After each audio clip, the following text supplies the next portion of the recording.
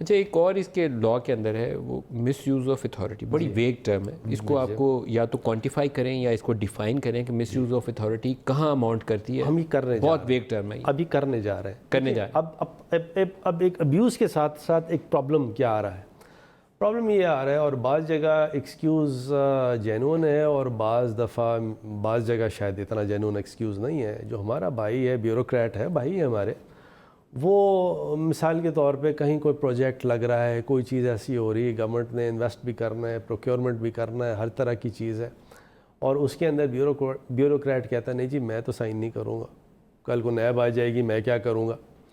तो इस misuse of authority को प्रॉपरली रेगुलेट करने की ज़रूरत है। इसके अंदर वो प्रॉपर वर्डिंग देने की ज़रूरत है ताकि जो इसका अब्यूसिव एस्पेक्ट है वो ख़त्म हो।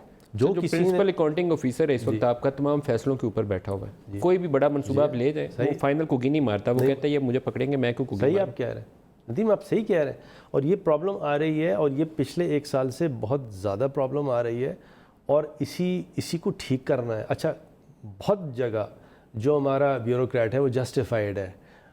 कितनों ने आके कहा कि जी ये तो ठीक है, लेकिन बात ये है कि मेरा तो हाथ साफ़ है, मैं तो इस वक्त एक्सरसाइज ऑफ डिस्क्रेशन अगर कर भी रहा हूँ, सारे मैंने लॉज, रेगुलेशंस, प्रोसीजरल प्रोप्राइटी अपनी दानिश में चेक कर ली है, सारी चीज़ें ठीक हैं।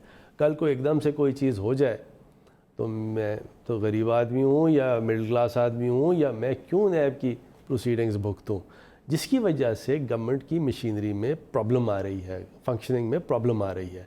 फिर साथ साथ एक और जो एक अब्यूज़ की तरफ निशानदेही थी, वो 90 डे रिमांड और अरेस्ट का था।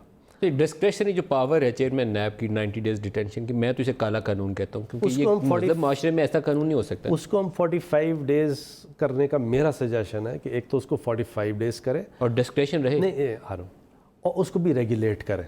दो चीज़ें, एक तो 90 डेज़ से 45 डेज़ करें और उसको रेगुलेट करें, कोई उसका पैराया हो, कोई गाइडलाइन हो। तो ये तमाम की तमाम चीज़ें कैबिनेट में भी डिस्कस हुई हैं। मैंने कुछ पॉइंट्स बना के दिए हैं कैबिनेट के हमारे दोस्तों को, मेंबर्स को, और हर एक से मैंने कहा देखिए मुझे इन राइटिंग आप बताइए किस किस की क्या कंसल्टेशन है, किसका क्या व्यू पॉइंट है, ताकि जो सही चीज़ है वो हम कर जाएं।